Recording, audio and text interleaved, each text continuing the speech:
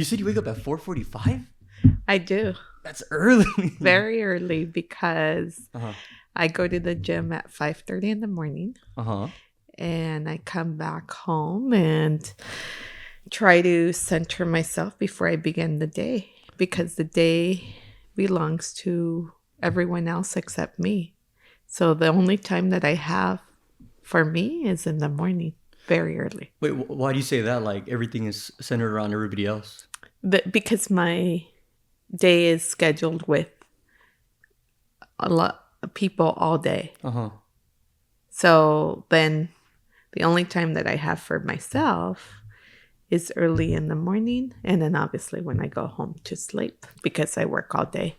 It's weird though because I mean a lot of successful people do that, but it's weird because like even you're saying like I have to work out for myself, but you're also working out for others because it's like I know what it feels like to not work out in the morning and then go try to help others, and it's like the mood is different on my end. Oh yeah, Yeah, of course it is. Yeah. I mean, higher energy level, right? You are generating greater levels of oxygen for your brain, and it does make a difference.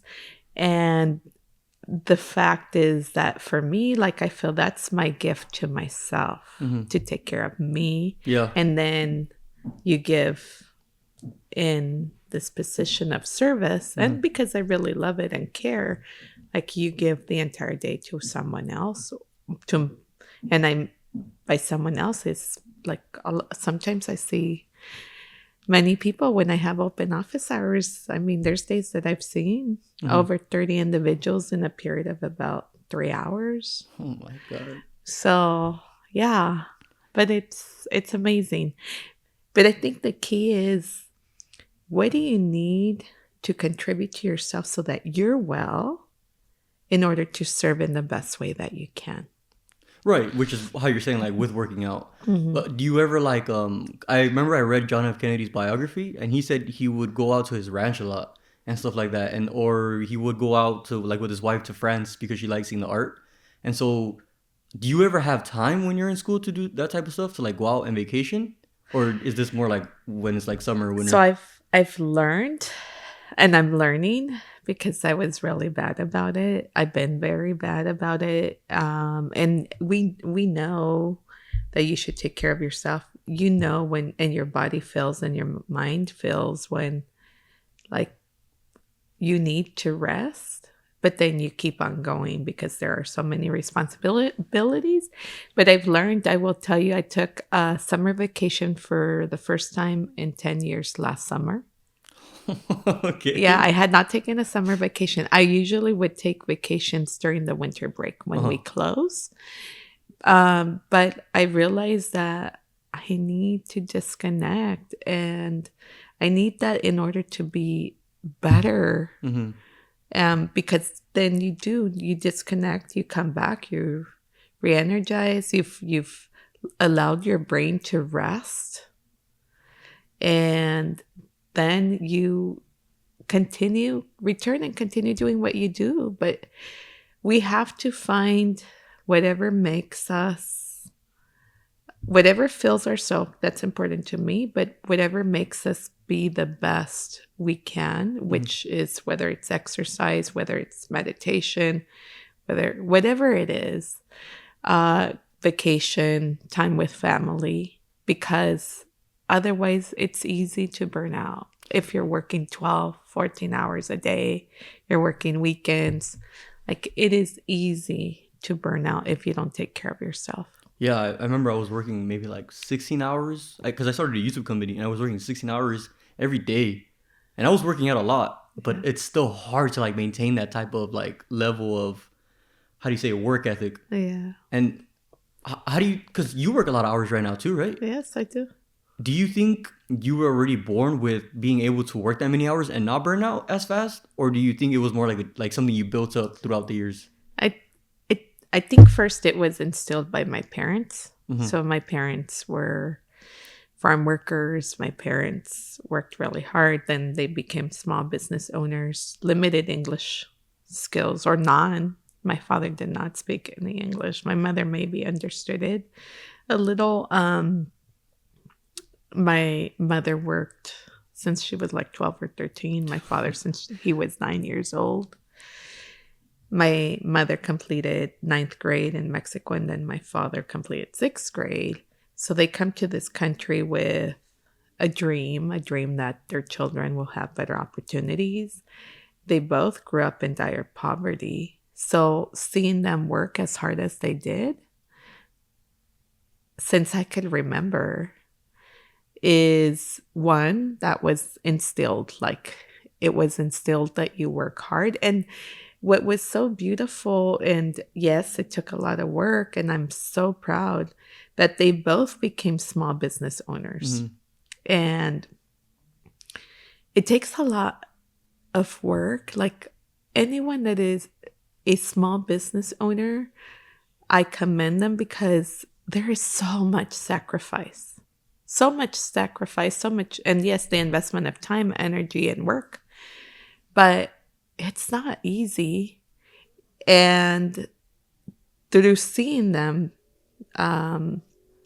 struggle and work as hard as they did, I also saw success. Mm-hmm. Success.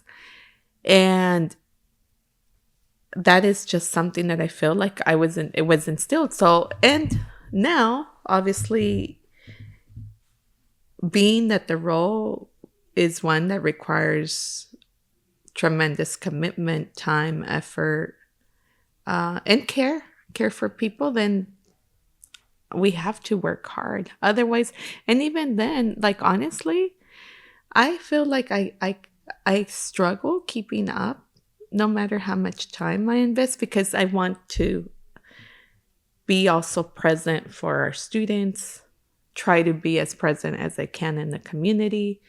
And then my state involvement is limited in contribution to the other colleges, but I do care about my contribution and support to other colleges, because all students benefit at a community college. So I care about the work that the system does for every student in every community. Mm-hmm. Obviously prioritizing this one, MT.SAC, but it takes a lot of work. And you asked me, I mean, I keep up. I don't know any other way. Do you ever feel like, because, yeah, you have the title of president of MT.SAC, but, like, is it ever weird, like, people sometimes fail to recognize people with titles as, like, human too? And so we expect you to be, like, on the clock all the time. Yeah. Like, you're busy doing this, and then they expect you to be able to come down to the level of, like, I can interact with you. And then you have to go back to doing this, like, high, intense, like, task of something. And it's like, do you ever feel like it's difficult to be able to manage all that? And, like, do you see other people, like, not recognize that side of you? I do believe sometimes people forget we're human. Yeah. That we experience everything else that someone could experience, whether it's loss of family, whether sometimes you get sick, whether everything that happens to everyone else in life. But, like, the expectation most of the time is, well, this is a responsibility. So regardless of what's happening, you are expected to continue to Mm-hmm. deliver. Yeah, to perform no matter what. Mm-hmm. Yeah. And I try very hard to obviously remind individuals, like, I am an individual as well, and I care and I feel, because we also, everyone and everything we deal with is not, most of the time it's difficult. Most of the time it's difficult. It's not easy.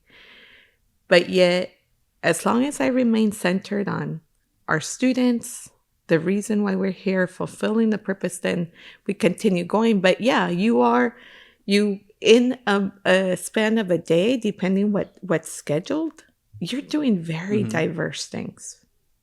Very diverse. And I will tell you, I enjoy all of it, but, like, what I love the most is when I have the opportunity to interact with our students, which is why I make it a priority. Because I could sit here all day. I have meetings all day. Mm-hmm. I could sit here all day without having a minute to step out because my day's fully booked. But on those most like difficult days, I make a priority to go out and go talk to a student. Why? Because that automatically uplifts me and energizes me and reminds me of why it is important that I do what I do in order to try to serve them as best as possible. Why do you think that is? Like, why do you think it is that students energize you? Well, I mean, I'm a community college graduate myself. If it wasn't for a community college, I would have not been able to pursue higher education. So I really believe in the work that we're doing. I also know that, and I can't relate to every struggle that a student's going through because our students go through so much, that honestly, when the ones that are struggling the most that come to see me, it is painful to know and hear what they're going through. But I also had my own struggles. Single mother, I was on CalWorks. I was trying to survive and trying to finalize my education so I could provide a better living for my son.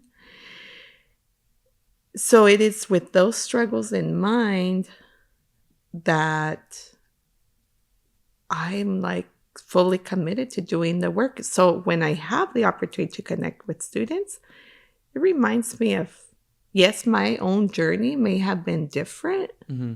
And yes, my own journey may have been easier than others because what some students are experiencing is really challenging. But it recenters myself on, okay, what we do here is provide hope, provide opportunities for students to complete their whatever educational goal they have so that they could continue on and live better lives. And that is why connecting with them re-energizes me and reminds me of what is the purpose for being here, which is much greater than me. Yeah. Have you ever heard when someone's you can't measure who's had it the worst because there's always gonna be this next person, next person. Yeah. And so it's hard because I've had those moments where, because I used to do labor jobs and all that, and there's moments where I'm only 2 years out of doing a labor job, but I'll forget about that type of stuff, and I have to remind myself hey, I'm here because I don't want to go back to that type of stuff. So is that kind of the same thing with you? It's that's how you remind yourself about that, or do you feel you constantly have that thought in your head of hey, I was always in this position. This is why I'm here for the students. It's more of a reminder I know how hard my situation was. And I know that it's much harder for other students now. And cost of living is so high. It's expensive. It really is. So it's a reminder to me, let's try to continue supporting them the most that we can because they're here because they have hope and they're trying to prosper themselves. And for those that have children, their families. Mm-hmm. So it is a reminder. I know what it's like to struggle as a college student. And even though it had been different, so therefore I also feel a tremendous responsibility. Mm-hmm. But then tremendous joy when I see them do well, when I see the graduation, commencement is the most amazing day of every year for us.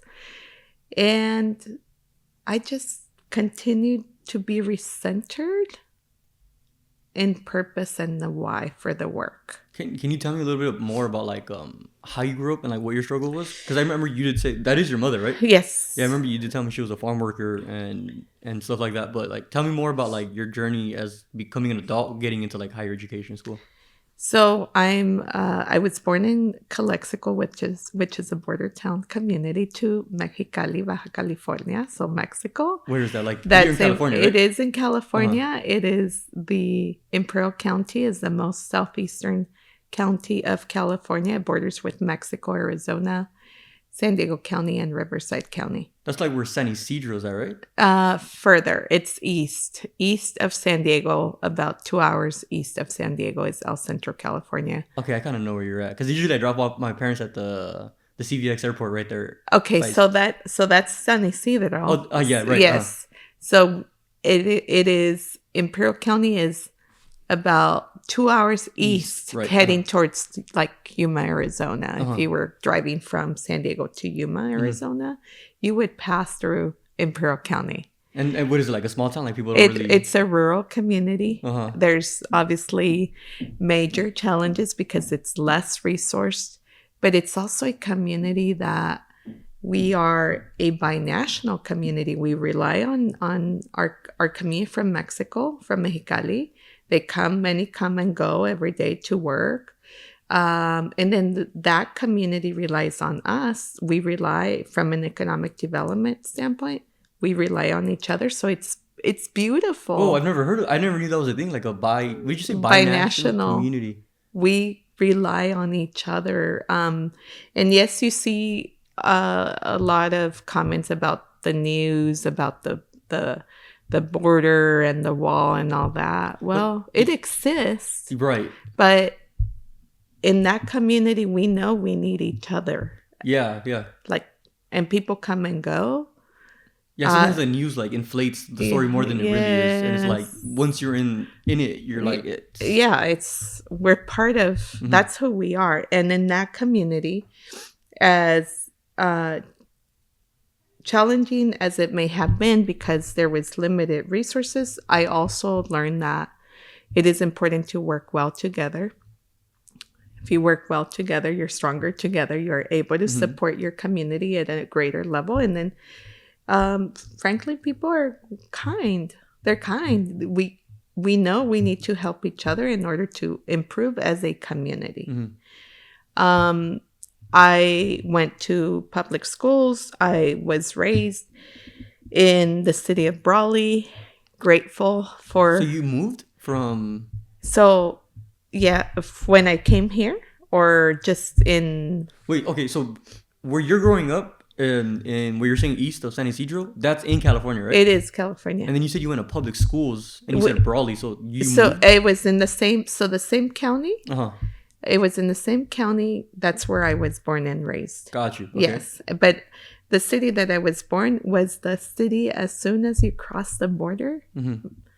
That's where I was born. My mother was undocumented when they decided to stay in this community. So in Imperial County. As soon as I was born, my parents decided that they were going to stay in Imperial County. And they moved to the city of Brawley, and that's where I was raised. I lived there my entire life until I moved for the first time to Palm Desert, and then from Palm Desert here. And as an adult, not too a few years ago. But in Imperial County, in the city of Brawley, I went obviously to high school. It's a city that still has maybe about 23,000 people. That's the population. Is that a little bit, or I don't know the numbers? It's small. Agriculture is the number one revenue generator in that county. However, government is the number one employer, being law enforcement. Okay, so just because you're right on the border. Right on the border. Yeah. So there's federal, state, local law enforcement officers in many different agencies. So because law enforcement is the number one employer, I and I did complete a bachelor's degree in criminal justice because I thought I was going to work in law enforcement because that's where we see the largest and the greatest amount of employment opportunities. Okay, yeah. And as a child, obviously, we saw our parents work really hard. I have two brothers, so we managed to make sure that we took care of whatever we needed to take care of each other and then the house at time because my parents were working all the time. My mom did was a farm worker. As soon as she received her green card, she became a farm worker. But before then, she cleaned homes, she cared for children, and she was always working to try to help my father. And between both of them, obviously raise us, support the living expenses. But my mother picked grapes, and then she picked tomatoes as well. So my father also worked as a farm worker as soon as he came to the United States, and then he worked for a farmer. He was responsible for ensuring that hay fields were grown, and just so he did that for a long time until they both became business owners. So I say that because that was also at the time that I was graduating from high school. And then my father, even though he was a traditional Mexican, he is traditional Mexican man, he always knew that his daughter would pursue higher education. He would always say it tú vas a estudiar, you're going to continue on. How? He didn't know, but he would always say it since I could remember. So then I was accepted to 2 universities and while in high school, and the high school counselor completed those 2 applications, and she called my mother in and told her she had completed the university applications and they should let me go to the university. So I remember that night we were home, my mother was cooking, she was making homemade tortillas, and she sets the tortillas on the table, and then she tells my father, la consejera dice que nuestra hija debe ir a la universidad. The counselor said our daughter should go to a university. And my father's really calm. And he said mi hija va a estudiar, pero lo va a hacer aquí. My daughter will study, but she's going to do it locally. So the only option for me was the community college. That's why I'm so grateful for what we do, because I would have not been able to pursue higher ed. There was no university there. Now San Diego State had a satellite campus, but they would not offer entry level. It was only upper division courses, so junior and senior year courses, not freshmen. In the college level, right? At the university. So then the only way I could complete my freshman and sophomore courses were at the college. I see. So that's what I attended, enrolled at Imperial Valley College. I graduated, and during commencement, I was pregnant. I was pregnant during the graduation. So because I decided, honestly, really young, to move in with my boyfriend at 19 years old. It was just... That's usually the way it goes though, right? At least in the Mexican tradition, I see it a lot. If you get pregnant, the father and mother expect you to want to move in and just start a family already and get married. And I wasn't pregnant when I left, right? I moved in with him. Okay. And then during that period of time that I was there, then I come back, and then they let me come back. I was so grateful, because traditional Mexican families is really hard. Yeah. Even on us, it's hard. On you to want to go back, you're like, can I move back in? Can I come back? It's not working. And then I come back and then realize that I'm pregnant. Yeah. And then I'm like, so I graduate, and I was pregnant when I graduated from the college, and then I went on to San Diego State local campus. Mm-hmm. And they only offered, like I said, junior and senior level courses. So then I complete my bachelor's degree in criminal justice, and I was 21. It was at a time that I was doing volunteer work at California Youth Authority. And I remember there was one day we were doing visiting for the young men. Their families would visit during the weekends. And one of the counselors that I was there with, I told them, well, I'm going to start my master's in forensics. And he said, he kind of scolded me, but he that was just who he was, and we highly respected him. Mm-hmm. And he said, "Why are you going to do that? You have a young child, like your family is here, your support system's here. You're going to have to go move to a larger city because there's no jobs." He said, there's only 2 in Imperial County. And you will have to, like, those individuals will stay there for a long time. So you're going to have to move. Like, why don't you think about going to law school or doing something else? So that one conversation made me change from a master's in forensics to counseling.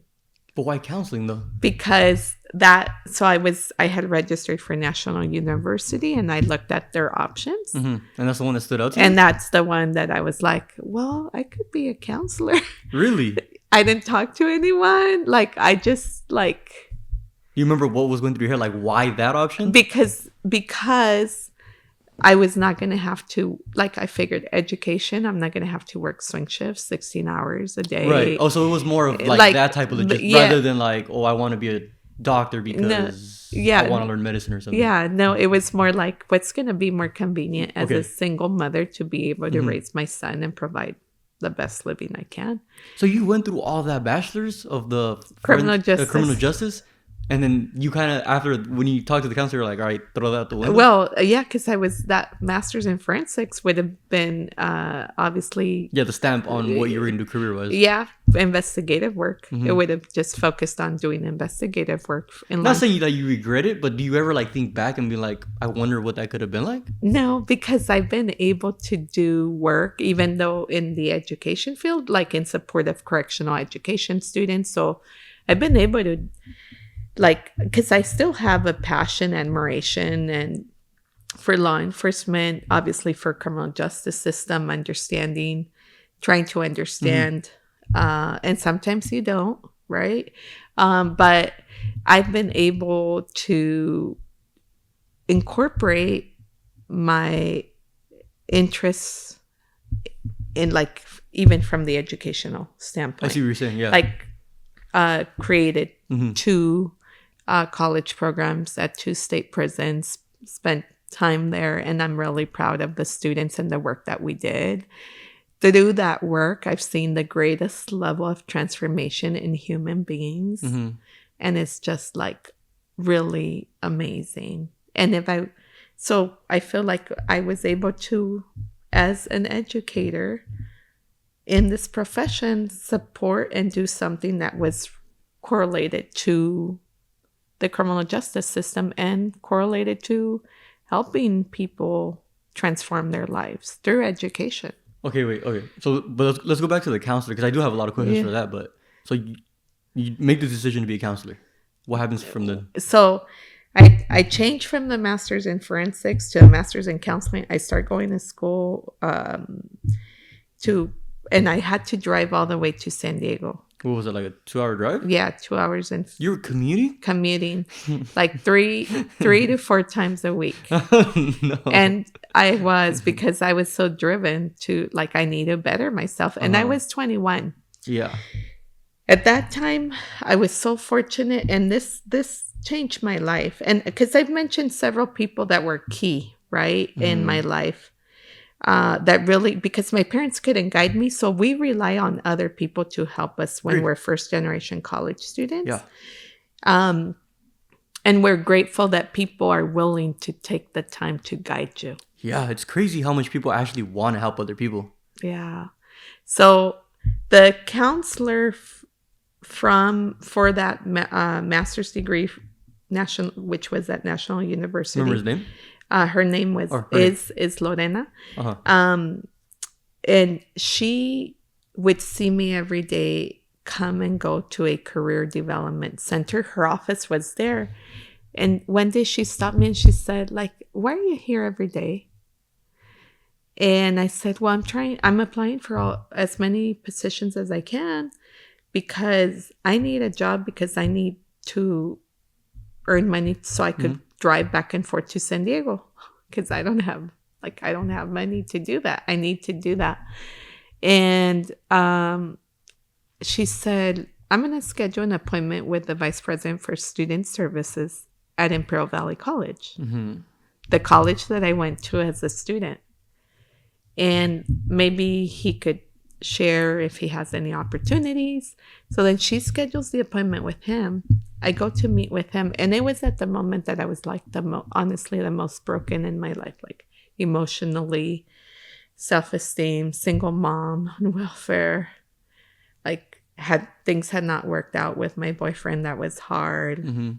And then as Mexicans, you think you're going to you're going to stay the relationship. Yeah. You stay forever. You try to stay forever. So and that's Dr. Victor Jaime, he saw in me something that I didn't even see or feel about me at the moment that I needed the most help. You can say that for the counselor too, right? Because I feel like the counselor recommended the VP of student services because she was like, I think this is where she should go. Well, and because she knew I was going into that field as my counselor for National University. So then I go see him, and he says, I told him, like, give me an opportunity, even if it's a volunteer opportunity. I want to show you that I'm committed. I will work hard, and I just want to show you what I could do. And that was in August of 99. And he said, well, give me a few weeks because I'm settling in. He was new in that position. And then we could give you a part-time counseling position, possibly. And then I was like, okay, great. Well, it took like maybe a few months and he didn't call me. So then I called back and I said, like, I've been waiting and I really need to work because I'm going back and forth to San Diego. And then he said, well, maybe, I don't know if he said the next day or 2 days from then, go see this person and she'll interview you and we'll see if she could give you a position. So I went to see the coordinator for CalWorks program and I was on CalWorks. So I was receiving state assistance and it was still a college program, but it was serving students and families who were receiving state assistance. Well, that changed my life. Like, she interviewed me. Then I started working in November of 99. And that opportunity is like what really not only changed my life, but showed me that this is what I wanted to do for the rest of my career. I wanted to serve college students because in that specific position, essentially, I felt like I was the person receiving the assistance one day, and then the next day I was the person helping students and families receiving assistance. Yeah, it's always the best when you can manage both because you're like part of the system, but you're what is it? Like involved in the system as well. It was really amazing. So then that's my counseling. I start counseling at age 21. And then that's young, imagine seeing a 21-year-old counselor and then you're helping like older people as well, right? Yes, my children, and then working with the people that were my faculty. So that was really intimidating. Because I was like, I didn't even like 21 is young. I was insecure. I was intimidated. Like it was, but they helped me like grow. Like my colleagues encouraged me to get involved, and that's how I continued learning. Like I got involved in committees, volunteer work on campus. Because they would tell me, well, you should do this. You should be I became part of the union leadership for the faculty at a young age. And I just continued growing. So I was a counselor. Then for 10 years, I loved it. Then I wrote the first grant for the college, which was an energy efficiency technology grant.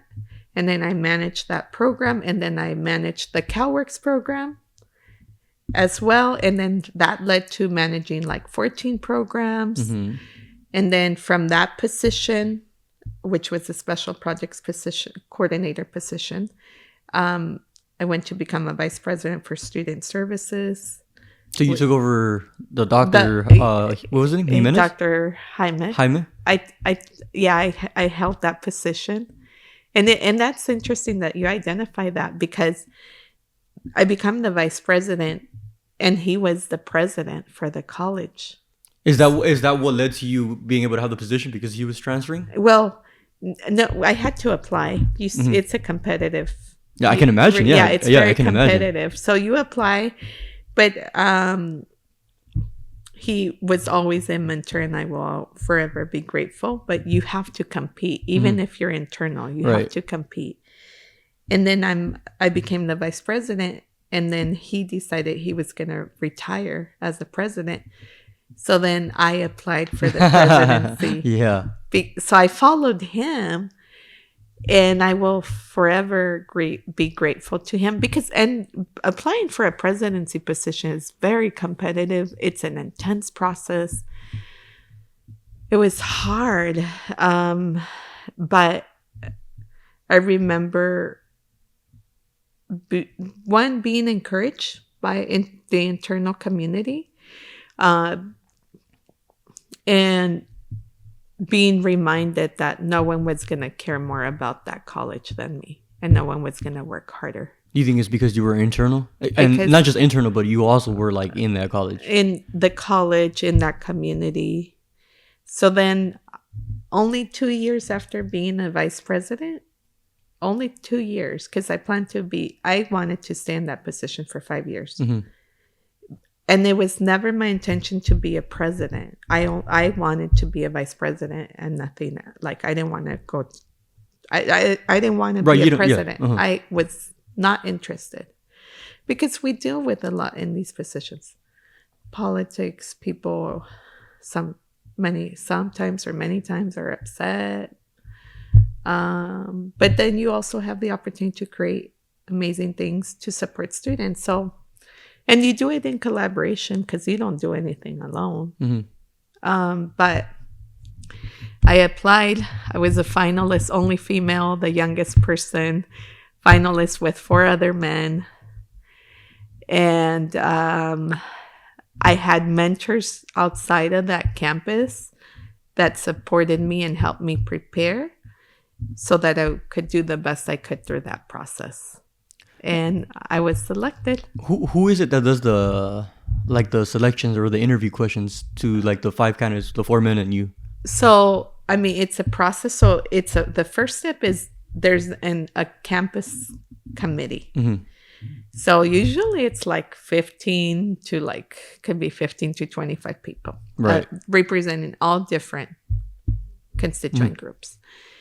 And then once that committee interviews whoever is selected for an interview, then usually there's a campus forum. So then that was the second step. And then the final interview, which is the one that's most critical, is with the board of trustees, because that's what I figured. I'm the only employee for the board of trustees who are elected, like they're elected officials from the constituents in the district area. And so when you're presenting the board of the trustees, are you coming with a plan? At that point I did, but it wasn't a requirement. But obviously I was internal. Yeah. So then they had their questions, and then I gave them a plan, and I said, this is what I plan to do if you hire me within the first year. And I will tell you, because I was internal, we were able to move very quickly. Yeah. And I mean, we created a student housing project, first one in the state for tiny houses. We did really incredible work, and I was there as a president less than 4 years. And so when you were with the board of trustees, do you remember a moment like when you were like, oh, this is give me like a highlight of that? Like, what was something can you remember, like what questions they had asked you, or something that you had said that you were like, oh, okay, like this is like, I'm good for this president job? Well, what I remember, obviously I did the interview. I'm sure that they realized because I had been working at that campus for over 17 years. Not only was I a student there, right? But then as an employee over 17 years. So I really believe it was evident to them that I knew like the internal operations of the campus very well. I do remember giving them the plan, and then I left, and I wasn't sure if they were going to select me, because all the other men, so 3 out of the 4 men had been a president, but had not reported to a board, but had been a president that reported to a chancellor, but they had had greater experience than me. And then 1 had been a vice president for like over 15 years. Yeah. And I had only been a vice president for 2. So you're coming at it like, I have lack of experience compared to these people. To them. But then I think what the board saw is, but she knows this campus, and she knows how to operate this campus. So I left knowing that I tried my best, and I left knowing that the campus community was supportive if they selected me. But like, if you ask me, were you sure 100, like how sure? No, I wasn't sure. But what I was sure about, I had done my best. And so then they select you for president, and you said you started moving fast, right? Very fast. And then what happens after that? So then I started operating the district. That was in 2018. What does that mean, operating the district? Like, obviously, as the president. So I started as the president, and we're like leading the college at that point. We had done really amazing work with comprehensive basic needs. We were a leader. We started working on this, even as a president, on the student housing project before the state designated funding for it. I started meeting with county and city leaders and asking for support and potential interest in collaborating. So we continued working on that while I was a president. I did help and contributed to the grant application for the funding that funded that student housing project, even as a president, because before that, when I managed the 14 programs, I wrote most of those grants. So I wrote many grants for that college. We did that. We set a goal to become the top 10. My goal was, as a president, we will become the top 10 best community within the top 10 best community colleges in the whole nation through Aspen Institute of Excellence. So we set the foundation for that. We created the first, in the time that I was president, which I was also president there during the pandemic. And really? Yes. This is recent. It's like 2020, 2021. What we did during the pandemic was we were the only college in the entire state. I didn't close. First of all, I didn't close completely. I had my nursing students, paramedic students, firefighter students, the first responders, all of them. We didn't stop because that community was dying disproportionately at higher rates. It was really hard.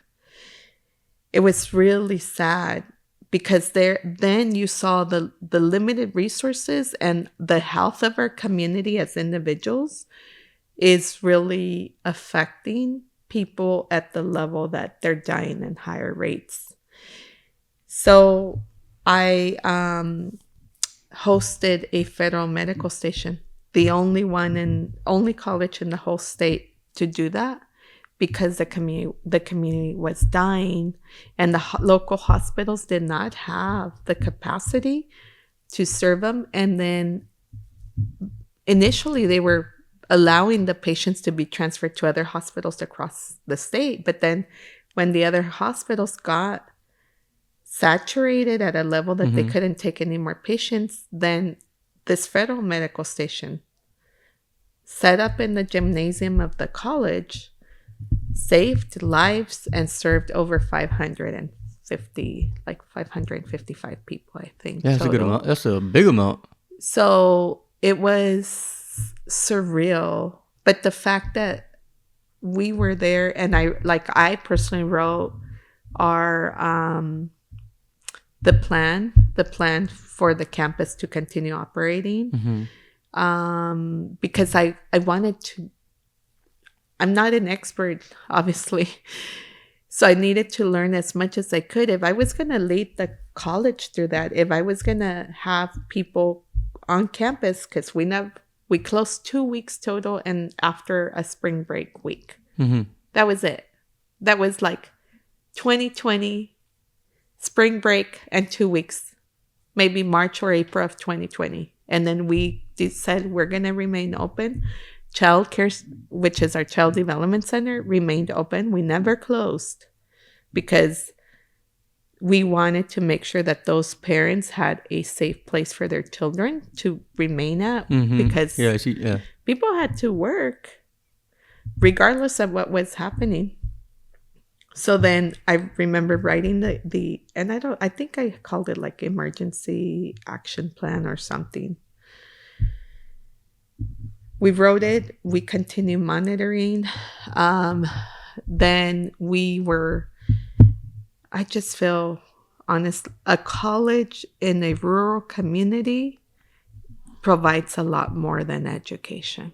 Like we were to that community at that moment, I really feel like not only a great resource, but really a great contributor to helping people that were possibly, like, if they didn't have those medical resources, could have struggled a lot more, and some lives that I think could have been lost. I think what you're emphasizing is, and it's weird because like you're defining what a community is, and it's like you put the community in community colleges, like because you're a rural area, it's like you guys are all close and tied in together. And I think that shows that like you being able to help the community as a community college shows how we should be here on campus as well, as like we are one as a whole unit, even though sometimes we feel like our lives are separate from this. And people come, at least I can see from students, it's like, because I'm a student, it's like a job. Like we come here, we see it, and then we're out. Yeah. But what you're saying is different. It's like, no, it showed like it grew a bond between the community itself and the school, which is weird. I feel like I've never really seen that. Yeah. We relied on each other and created, I think, the strongest bond and relationship. And even though it was there, it was always there, but not in like, this took it to another level. Heightened it.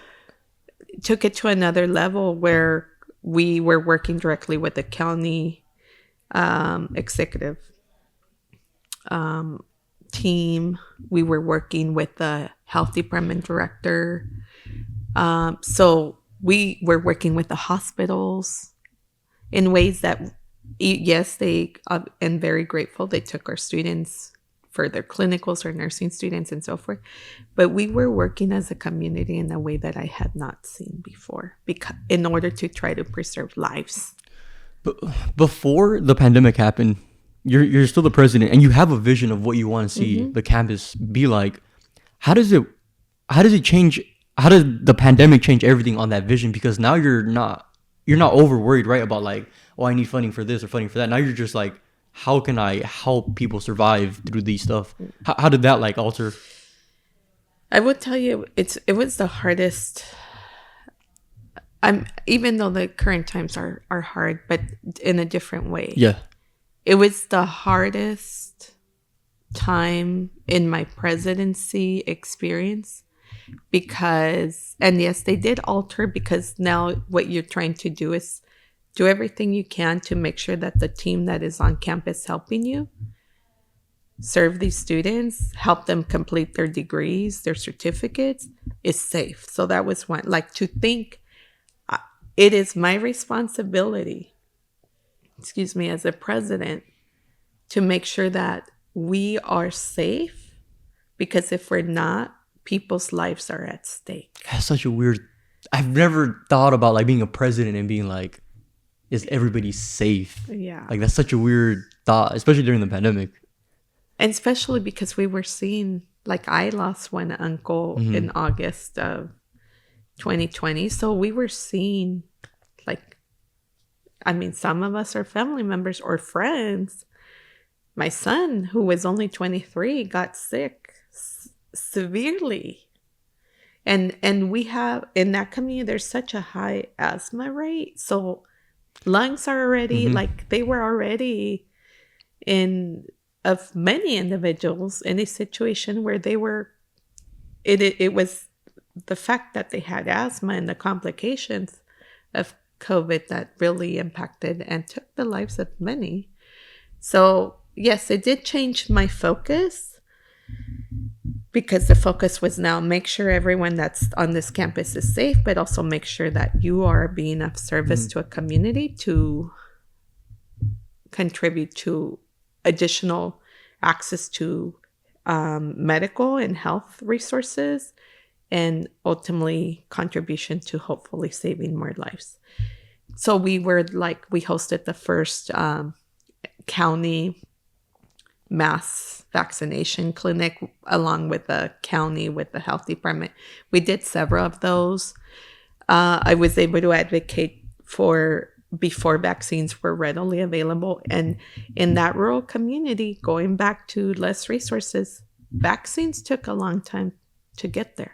Vaccines, because we were out there and there was, even though it was less people that were dying at higher rates, the state legislators had to get involved in order to advocate for vaccines. So then I was able to secure vaccines for everyone that was on campus. Damn. Before, at a very, before most of our community could, because they knew that they needed the faculty and staff to be there to help the first responders complete. How did you approach that? Like, how did you fight for that? I essentially said, we're preparing the first responders that you need, this community needs. I see how you approach and it. we need to make sure that they are safe. Yeah. Otherwise, it's how do we do this? So yeah, I remember I secured 50 vaccines. That seems so little in such a big population of the world. The first, and then we were able to get more, but the first ones were 50 vaccines, which I even in that moment, I think you were the community was prioritizing our elderly. The community was prioritizing those with lung disease. And luckily my team members, and we were able to secure those vaccines. And I remember they came to vaccinate them on our campus. I vividly remember that. So yes, the priorities changed. And then after that, we were able to, I remember helping create one of the creators of a plan for the entire California community college system to return to campus, because I never left. I never closed, unlike most other colleges. So we were able to show you could remain safe, even if you have people working on campus. Obviously, distance mattered. We had team members who were coming on campus and doing food distribution in the parking lot. They were doing food delivery for students who were impacted by COVID, who couldn't go anywhere. It was hard. But then we get through that. We start bringing more people back on earlier than other campuses, because we never closed. And then before I left, we had written the first comprehensive plan for that college. We were already seeing an increase in success rates. And then that's when we complete that. Then I took another president position, transitioned at soon after we completed that comprehensive plan. So I grew a lot as a president, as a professional, during that time that I was there. But it was beautiful, but it was also, I will tell you, I worked 16 hours. I worked more than I do now, and I still work a lot. And that wasn't healthy. Yeah, you can only sustain for so long. Like, it was not. Yeah. It was not. I mean, I was just so dedicated at a level that was not healthy. That's what, like, there, I wouldn't take vacations. I wouldn't. It's like when people think it's good to like have overnighters and just work, and then the next day you're just trashed versus what you could have accomplished if you had a good night's sleep. Yeah, even if you take 4 or 5 hours to sleep, you're still gonna wake up better than you. Than you wouldn't. Yeah. And so when did the transition? Because when did you leave that county from over there? August of 21. So this is still towards the end of the pandemic already, right? And then you transferred here right after? I went to College of the Desert as the president. And when I transferred there, then we brought people back because they had been closed completely. Oh, so you kind of came in to be like, oh, she was alive the whole time. So let's bring someone in who was able to manage that. We competed, right? Also, you compete for the presidency. It was a larger college district. And then it was a college district serving very similar students to the ones I had served in Imperial County, because most of the students there, even though there's some wealthy areas in the Coachella Valley, like most of the students that go to the college are from the east side or from the west side, being Desert Hot Springs. So I go there, and then we start bringing people back to the campus because they were completely closed. Completely. But why do you think they chose you? Because from they're in that specific recruitment, like I was the only one from the finalists that had been a superintendent president. No one else had been a president. All the other finalists had been a vice president. Got you. Yeah. So I was the only one. And obviously we have to go through the process, but I was the only one that had the most experience. Yeah, especially during that moment too. I can imagine like being interviewed and then you'd be like, you were open during the pandemic? Yeah. That's crazy. Yeah, so I shared that. I remember sharing that like I one of the like assets in my experience was I could help bring the campus back to in-person services and instruction in a safe way, because I had been able to accomplish that before. And so how long did you stay in that? What was the campus again? About 2 years. It was College of the Desert. College of the Desert. And that was 2021, 2023, you leave. And then I come here. What was it? July. Why that transition? So we, going back, like we report to the Board of Trustees, right? And that's a very important relationship. You, president and the trustees. Yeah. Yeah. And when I came in, I think it's important to like be honest about the fact that I came in and I was hired, but not all the board was supportive. The majority was. Interesting. It's always like that, right? You're not always gonna have full support of the board. Yeah. And but you would like to have full support, but you know the board. I mean they have the right ultimately to vote however they choose to. So then the next election, the board changes. There was new people. The whole board changed? No, but enough to make a big outcome difference. Yeah. So then I was like, it's too hard to stay here. And yes, not that I was not terminated or anything. I chose to leave because I want to be able to work with a board that's going to support my commitment to doing what's right for students. And not that they weren't, but if they have other priorities, if our visions don't align, our values don't align, I want to be able to do good work for students, and I will operate the district along with my team members in a responsible way. I will always do that. But like my heart, my commitment, like I want to be able to create additional program services for students. I want to focus on students. I want to continue creating and contributing and being focused on every student, but also focused on communities that have greater need. Yeah. Do you feel like maybe the Board of Trustees in that moment decided to move on from that type of vision because they had already like sort of fulfilled that need? Or do you think that there was still more of that fulfillment needed? There was still more. Yeah, there was still more. The focus was different, and I was like, Have you seen examples of, because I'm pretty sure you studied this, but have you seen any examples of other counties that have fulfilled that, and like it seems like it's pretty good for where you would have wanted? as a county, as a what do you mean, as a county or as a board and the president or a chancellor?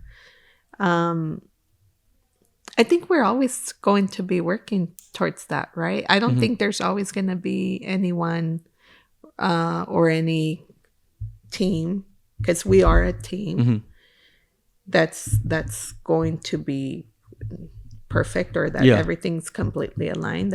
I don't think that's ever going to happen. But when there is respect, when there is a commitment, when there is somewhat of an alignment of values, then you work together, because this role is hard. It is hard, but at the same time, that's very gratifying. That relationship is key, because ultimately they either support because sometimes it gets hard and it gets very public. They either support what you're recommending or they may not. And for me, that support is really critical, because there are times where we do have to make difficult decisions. Right. And that's the reality. And so, did you apply to multiple campuses? No, I've applied for 3 presidencies and got an all 3. Yes. Damn, you're batting 100. Yes, yes. And I'm hopeful this is my last one. I love it here. You want to stay here? I want to stay here. And because that's what you said about VP? I know. I said it, yeah, but I want to stay here because, like, I worked the first college I worked almost 22 years. So I know what it's like when you have been in one college for a long time, what you're able to do. And then the second college, I worked it was 23 months, almost 2 years. I wanted to stay there longer. And I started fairly younger than most college presidents. Yeah. So because I did, my goal is, this is my last one. If I'm hopeful, I love it here. And then my goal is I stop working or in the role full time in maybe about another 8 years. Because even though I won't be of retirement age, I want to enjoy life. Like, I want to, and maybe I'll still do it because I love it. But then I'm preparing to end my career or stop working in the role permanently in like the next 8 to 9 years. Well, let's say you do that. I don't see that happening, but let's say you do that. What did you want to do like after the 10 years? You just want to like travel, see things? Well, travel. I do some consulting work. I can see you doing that, yeah. So take on projects that I want to work on. And then you get too involved and then somehow you're back as a president. Who knows? But I started working and have worked really hard young and have worked really hard and will continue to work hard. But my mom was 61 when she passed. And I think that is one reason why I have it like so vividly present and that's why I'm trying to be healthier about even my priorities in life and trying to take vacation, even though I didn't do that before. Because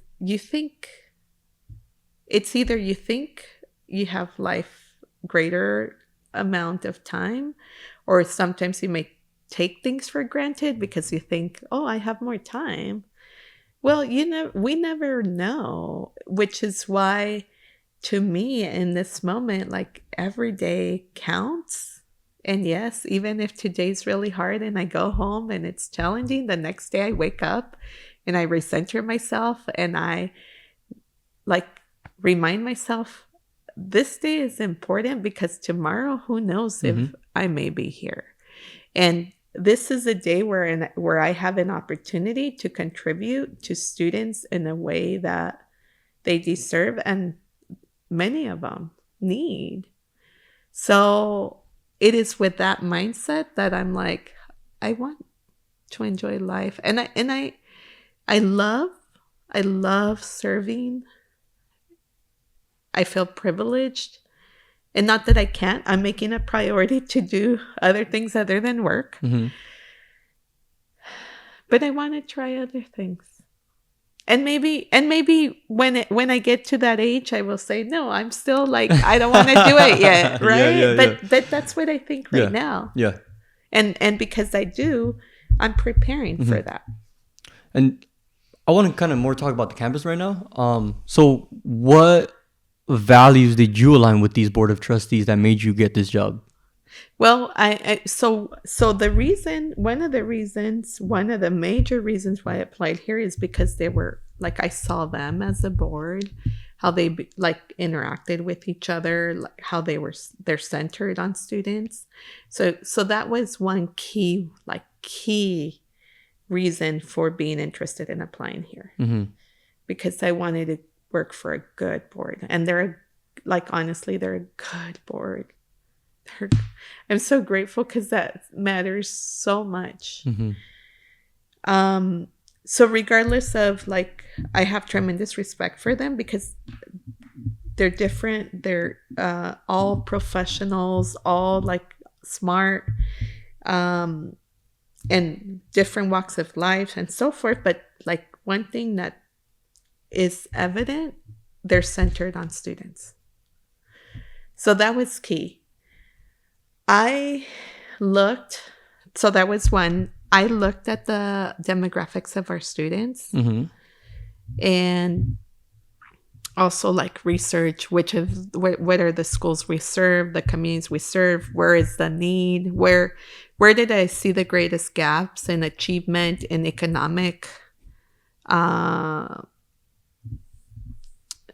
disparities. And then so I researched that and I said, well, this is a college where I could help some of these communities through education, where I saw lower achievement rates for students and then also lower economic medium levels. It just means we're poorer than the average. Well, and it's not all, right? No, right. So, it's just a medium. So for example, the Pomona, I know we could help the city of Pomona. La Puente, I know that's another community, and even looking at the students success rates when they graduate from high school.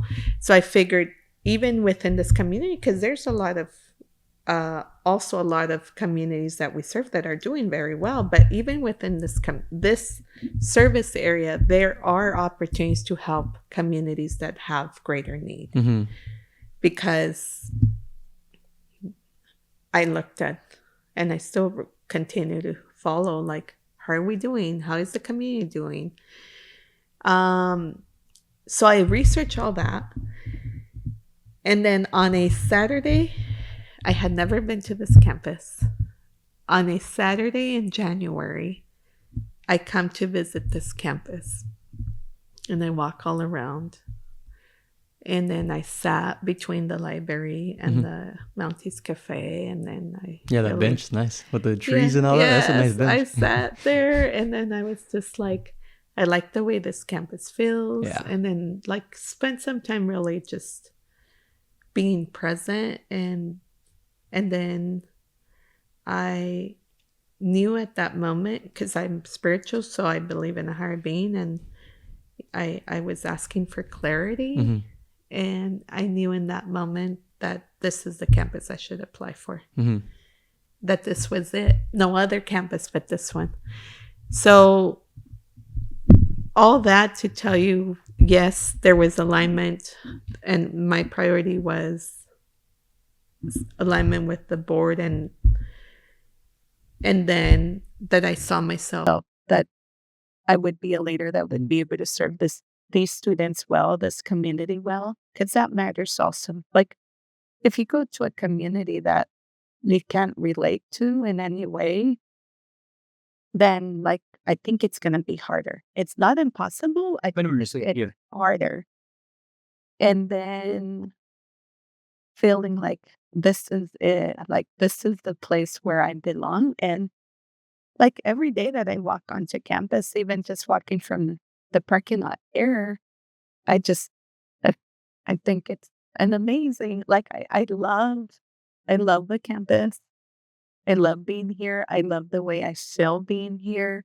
It's not fair. This campus is nice. I've been to, I'll just say other college community campuses, but this one is aesthetically nice. Like it feels good when the sun is out, like like at 9, and you're walking in. Like everything is just like really nice the way they set it up. Um, how how does that work though? Like, cause you say you do have to work with the communities too to like inspire the youth that's coming in to like want to come to community college as well. How do you work with the surrounding communities to like interact with the college itself?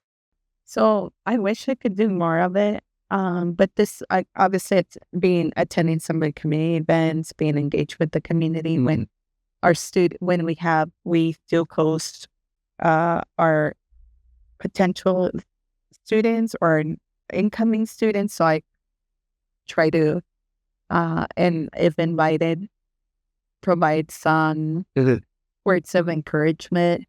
But my greatest involvement with the community is really for community event. Yes. And I do serve on a community service for, um, but I wish I had more time to do that. Right now, I don't. We're doing obviously focus on the campus, and I still manage to get out there, but I need to do more. I think anybody will always say that I need to do more. Yeah, there's always more though. So what is your biggest focus right now on campus? Well, right now we're dealing with all these federal executive orders, trying to understand that, trying to communicate, because I don't want our campus community to. There was initially, I will tell you, like there was anxiety. There still is. Our students are some of our students that feel are being targeted the most. I've been honestly in tears in here, like listening to some of the stories of our students and their experiences. So my main priority is we're going to try to keep up with all this because there's something new every day, but also at the same time try to make sure that we are communicating in a way that will fully mitigate anxiety and fear, because I want people to feel safe when they come here. And then in addition to that, we are finalizing our comprehensive 2035 plan. So we're creating the institutional plan which will be a blueprint for how we will operate at MT.SAC for the next 10 years. And I love it because it is being created by the campus. We have a task force that represents different employees from different groups. We have students. We've involved students in a way that I have not done before, even though I've created and led the development of the comprehensive plan. Like, there's been easily over 12 focus groups, and then a sense making, which that's how we refer to it, a sense making convening, where the students were called back and they were asked, okay, this is what we heard. Help us create the campus in the way that you need it to be. So they've been intimately involved, and I really like that. We are still focused on diversity, equity, inclusion, social justice. We are still continuing with that focus, even until I'm told that we legally cannot do that. We're going to continue doing that. we're focused on healing-centered engagement, which is really incorporating healing into the work that we do from a planning standpoint, but also in the classroom, in providing services. But we're doing it in a way that like values students and people's resilience versus seeing barriers as a deficit. Is it? It's yes, we've all or many of us have experienced barriers, but that makes us stronger. So respecting and valuing that every individual has major assets. And then now, through healing-centered engagement, what we're trying to do is incorporating peace education, hopefully, into curriculum. So creating a sense, a culture of peace, even though we could say we do that already, but being much more intentional about how we are, who we are on this campus, how we interact, how we value people, every single individual. That even when we have differences of opinion, that we still respect the other individual and celebrate who they are for being, just for being. So, which in my mind will lead to transformation even of our campus. But that cannot happen without more people believing in it. So I could have a vision, but reality, that vision without other people believing in it has limited value. Yeah, it dies because nobody else wants to like contribute to it and be part of that whole vision. And so I want to talk about like what are some of like the details of why people feel like they have high anxiety on the campus? Well, I mean, so losing funding, right? If we lose funding for certain programs, some people were worried about their jobs, which is their livelihood. So some programs would be like the CalFresh programs. So like, for example, our TRIO programs. I've never heard of them. What TRIO, Upward Bound, ACES. They're federally funded programs. They're service programs. They provide supportive services to students. If they don't get funded, I've committed, and I've done this publicly, we're going to retain the permanent employees in those programs. We may not have the services because we won't be able to afford them, but the team working there will have a job. As in comparison to other institutions, colleges, universities that have said, well, if we don't get the funding, then these people lose their jobs. We're going, to retain them. So yes, of course, there's going to be anxiety. One, if you believe you may lose your job, that's your livelihood. Secondly, people thinking we have different affinity centers which serve our students in a very important way, thinking that, well, now we're going to change because they're telling us we should not be prioritizing, and I say they, meaning federal government, we should not be prioritizing any ethnic groups. We shouldn't have like our affinity group graduations or scholarship celebrations. To me, I'm like, let's continue. Don't worry about what we're being told not to do until it is legally affirmed by a judge that we can't do it. Continue doing the work as you would have if we didn't have all these executive orders. So all that, like if we're being told to change our identity as a campus, of course you're going to experience anxiety because this is who we are. What do you mean that from one day to the next I have to change who I am as a whole? Who I am as a whole, as a collective. So that was causing a lot of anxiety, but I keep on reminding them until I tell you that you have to do something. Just keep on doing everything. Don't Let's not waste energy Mm-hmm. on the what if. Keep focused. And then if I tell you that we have to do it and I'll share why, then at that moment, let's worry. I tell people, let me deal with the legal implications of everything that we're dealing with, because that's my responsibility. I don't want faculty were worried, like, when they come back for spring, am I going to have to do things differently? I don't want the faculty member to be worried. Like, they're doing amazing work in their class with students. I don't want them to feel anxiety because they have to change things they've done the way they've done them. No.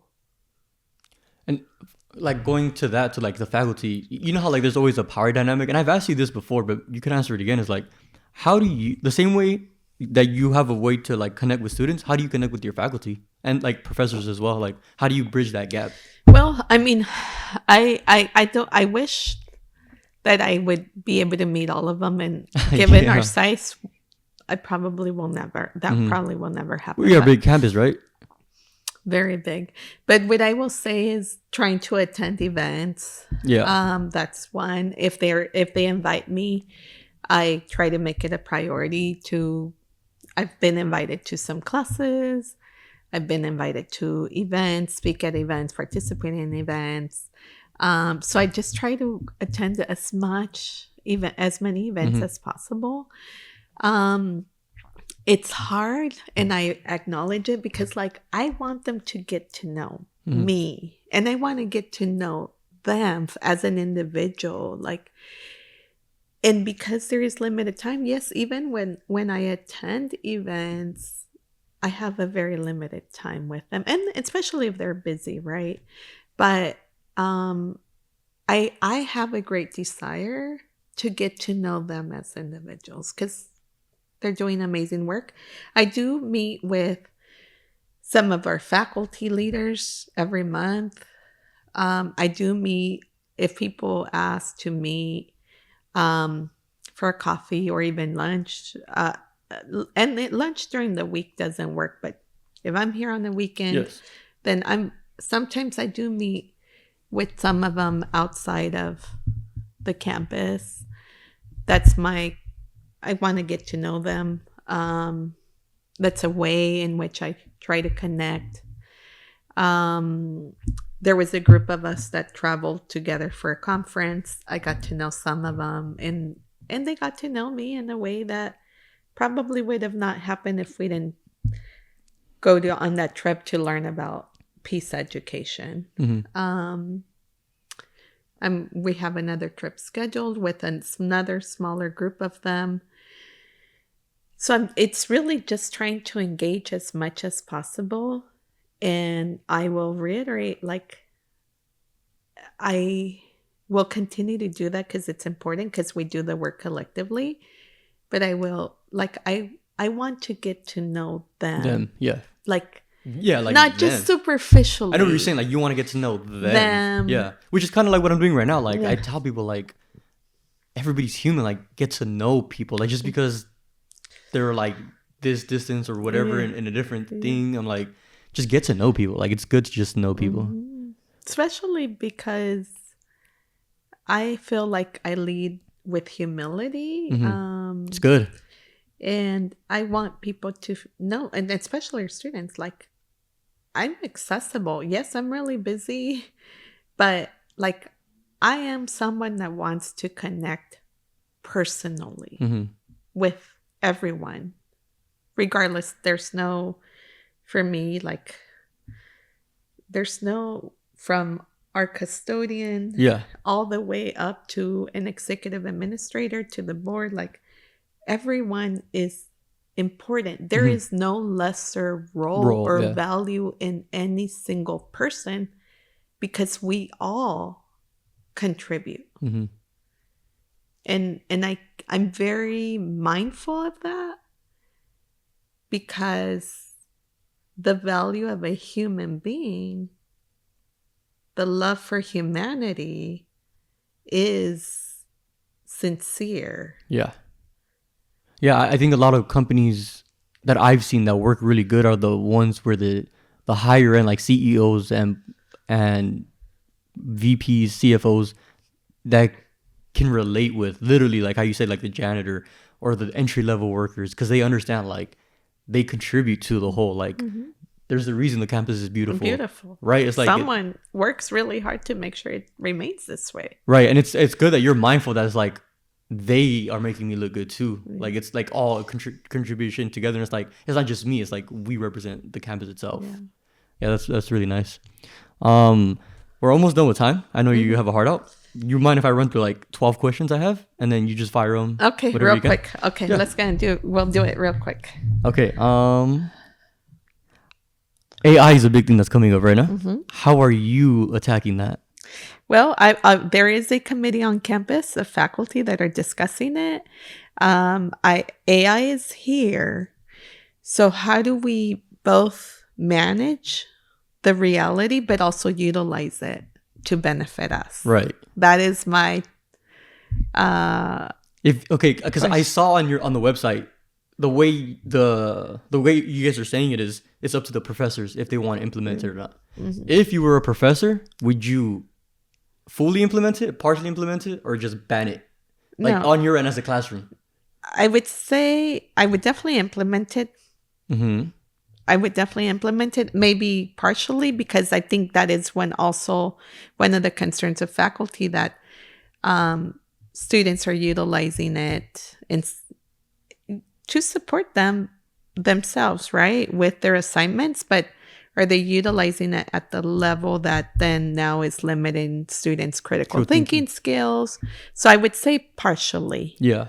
And do you know, like you said, there's like a committee right now talking about it, right? Do you know where they're at with that? Because it's kind of like laptops, right? Because back then laptops were not allowed, or tablets, but now you see them everywhere in class. So I don't know where they're at. Okay, I don't expect you to know everything. Yeah. So we talked about the how, because I've seen in the past year, like with all the assaults that have been happening, all like the scares that I've seen, how do you maximize security without over maximizing security? And there's a rumor going around. I don't know if you want to like just not talk about it or talk about it, but supposedly some of the campus security wanted to get semi-automatic weapons in case of a shooter happened. So I'm going to have a forum on holding it on April 9th at 2:30 p.m.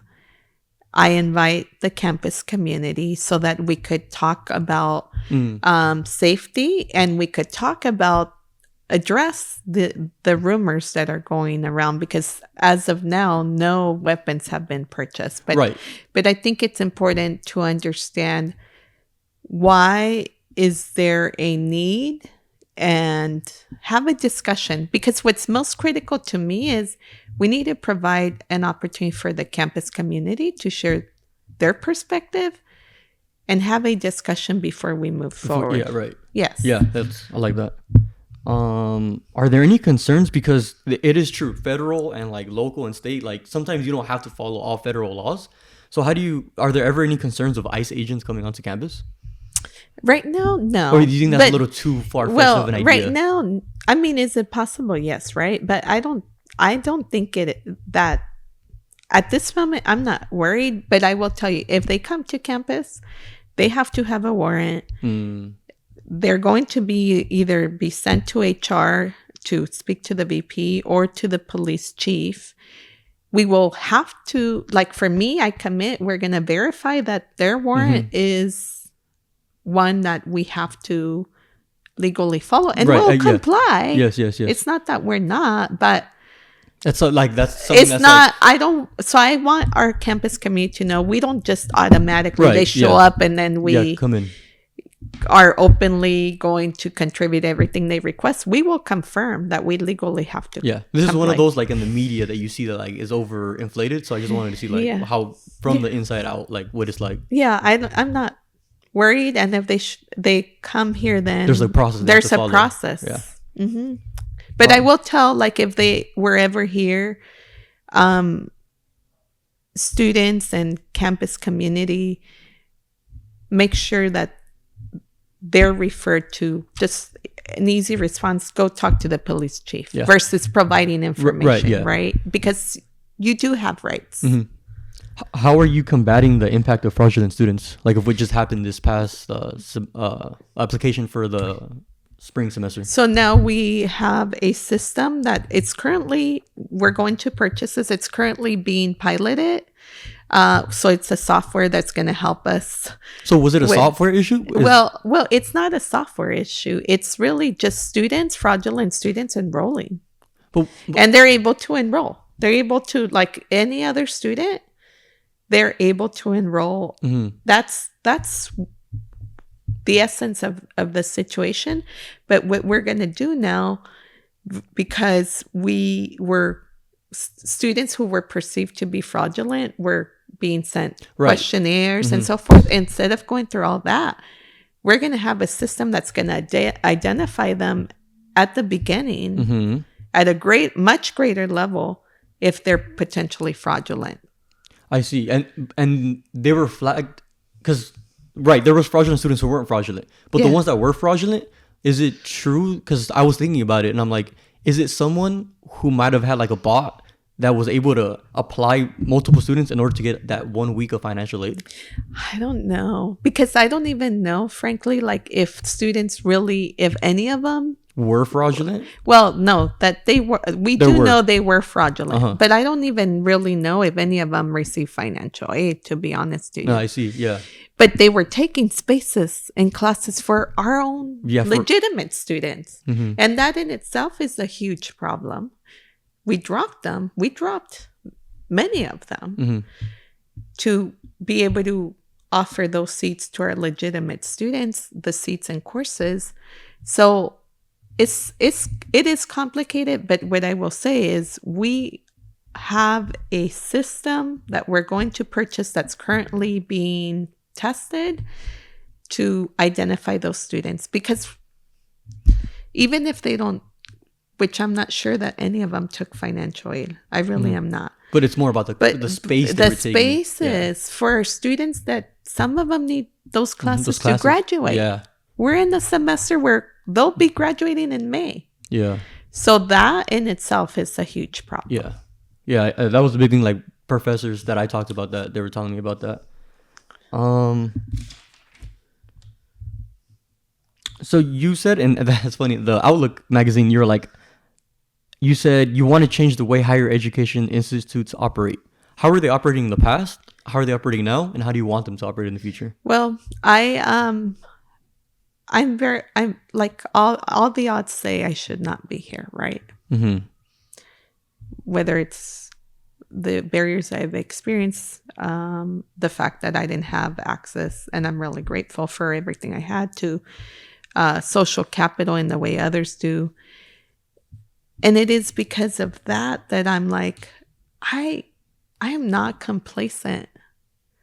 I want to challenge us as a campus to do better for students, to provide innovative education that is striving to achieve excellence, because you will never, for me, you always strive to do that, because if you think you're the best, then you stop growing because you say, well, I'm the best. Well, no. Even when you're the best, I think you could do better. Yeah, you can always keep going. So we cannot be complacent, even when we're good. Innovation requires that you continue imagining and in creating, and student outcomes and being honest and accountable for them. That's my greatest priority with changing higher ed, is settling and saying, well, this is who our students are, and we're okay with their outcomes the way they are. No, we're not. Like, we are not okay, because if students do better, greater outcomes means students are doing better. Students that are doing better means that families and future generations will be impacted, which is contributing to social and economic development of our community, especially the neediest. That's what I want to change. I don't want to settle for a status quo and being okay with how we're doing because how we're doing ultimately contributes to our students succeeding. Agree. That's what I mean by that. All right, last one. You say you see yourself as a transformational servant leader. Those are 3 different, I don't know if it's adjectives or nouns or verbs. I'm sorry, I sucked at English. But like those are each its own category that you put in a sentence. Can you break that down a little bit? So transformational, I talked about transformation of the campus and transformation of individuals, specifically students who were incarcerated in high security level state prisons, and through education to see them like change their lives. Have one who's in a doctoral program, several that have earned master's, bachelor's degrees. And I will like explain very briefly and concisely. I had one student at the end of the first semester when I created those programs tell me, it is because of this experience that you afforded us and you created for us that I'm no longer just a number. I am a human being. And to think about people being in a position where they no longer see themselves as a human being, even though they are, I was like, that was, and to this day, like it was profound. So transformation, I believe that I could contribute to it, obviously through programs that we create, through the way we treat people, by believing in people, by inspiring people, by providing guidance. First and foremost for individuals, but also as a campus. I believe that's the transformation aspect of my service. Servant, because I do believe I'm fulfilling a purpose and I serve in this role. I serve our students. I serve our colleagues, staff, faculty, administrators.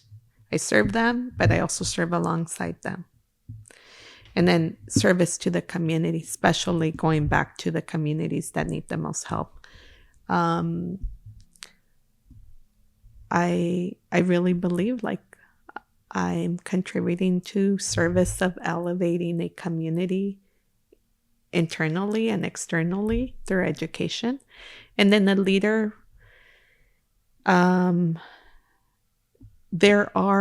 we lead by example. The values that I have as an individual obviously contribute to my decisions as a leader. There is a difference between being a manager and a leader. And for me, it is important to be a leader and not a manager, even though there's certain things that I have to do that are reflected. But that's not your role, though. Yeah. But that's not like when I shared with you about being one of the previous colleges being a top 10 college, they became number 1 college with very limited resources. So I want to lead this institution in a way where students do better, but in a way where people see and know that I care and that there's tremendous heart contributing to how we do the work. And why? The why? Because at the end of the day, if all that is not combined, then I don't think I could be effective as a leader, because I don't want to be unhappy doing the work. I will do the work and work really hard. But if I'm fulfilled personally, my soul is fulfilled in my contribution of service, then I'm a better leader. And I say that being mindful of the fact that, some days, I will make mistakes. Yes, some days it may seem that all that I care about and I feel it's not reflected, because we have to make difficult decisions. But I recenter myself every day and I come back to the same place. What is the why? Service to students, because they deserve it, because we're contributing to, hopefully, and I know, a better society, greater opportunities for families in need. We have a lot of adult learners who want to learn English to get a better job. So that's why all those three. It's pretty good. Thank you for this. Okay, thank you.